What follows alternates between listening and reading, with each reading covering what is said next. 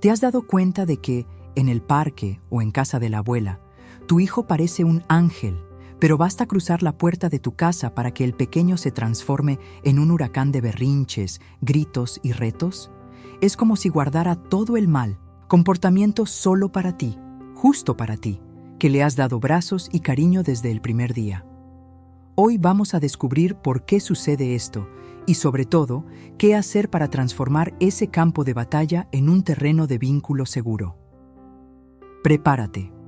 Al final de este video, tendrás en tus manos estrategias prácticas para que tu hijo coopere espontáneamente y, de paso, fortalecer el lazo que los une. Acto 1. El espejo de Diego. Camila, madre soltera en la Ciudad de México, llega agotada del trabajo y encuentra a Diego, de 6 años, saltando en el sofá. En la escuela la maestra lo elogió como el ayudante del día, pero en casa se niega hasta a guardar sus propios juguetes. ¿Por qué el angelito de afuera se vuelve diablito adentro? ¿Y si te digo que ese contraste, en realidad, es una señal de confianza? Cuando un niño se siente seguro, baja la guardia. En el hogar, Diego sabe que el amor de Camila no va a desaparecer, así que expresa toda la frustración acumulada del día. El mal comportamiento es un espejo emocional. Revela sentimientos todavía confusos que no sabe nombrar. Piensa en un vaso de refresco agitado. Es en casa donde la tapa se suelta y el líquido se derrama. El problema real no es el liquidito, la conducta, sino la presión interna, las emociones. Acto 2. Dos corrientes subterráneas. Para entender el terremoto, necesitamos observar lo que pasa bajo la superficie. Hay dos corrientes subterráneas actuando al mismo tiempo. Necesidad de reconexión. Después de horas lejos, tu hijo necesita sentir que el hilo invisible entre ustedes sigue firme. Si esa necesidad no se atiende rápido, él jala ese hilo con fuerza, en forma de travesura. Prueba de límites. Los niños prueban dónde termina la orilla del río porque eso les da sensación de seguridad. Límite consistente. El mundo tiene sentido. Límite caótico. Tengo que gritar más fuerte. Pregunta para ti. ¿Será que la conducta de tu hijo es una petición disfrazada de conexión? Acto 3. El puente de la empatía en la práctica. Imagina que estás en un puente colgante.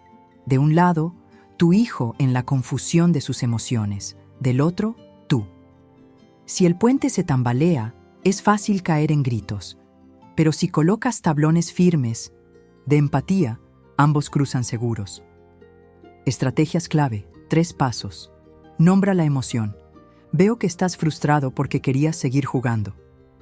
Ponerle nombre regula el sentimiento. Ofrece elección limitada.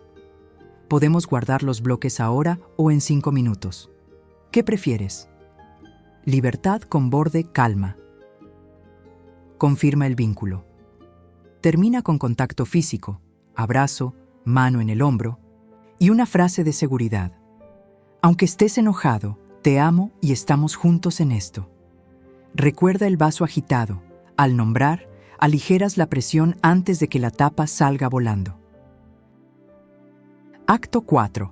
El ritual de los 10 minutos. En Medellín, Colombia, la pareja Lina y Andrés creó el ritual de los 10. Al llegar del trabajo, sueltan el celular y ofrecen 10 minutos de atención plena a su hija Valentina. ¿Resultado? Los berrinches del inicio de la noche bajaron casi a 0.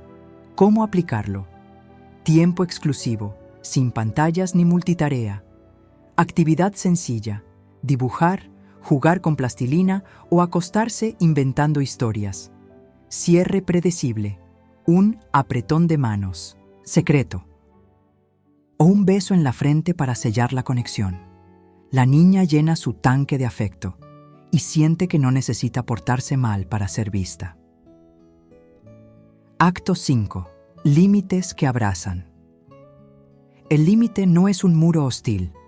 Es una cerca acogedora que dice, aquí dentro es seguro jugar. Observa el ejemplo de Rocío, madre en Lima, que cambió el grito, Detente ya, por aviso anticipado. En 2 minutos apagamos la tele. Consecuencia lógica. Si no, la apaga, pierde el siguiente episodio. Corregulación. Rocío se sienta a su lado mientras se apaga la tele, acoge la frustración y propone alternativa.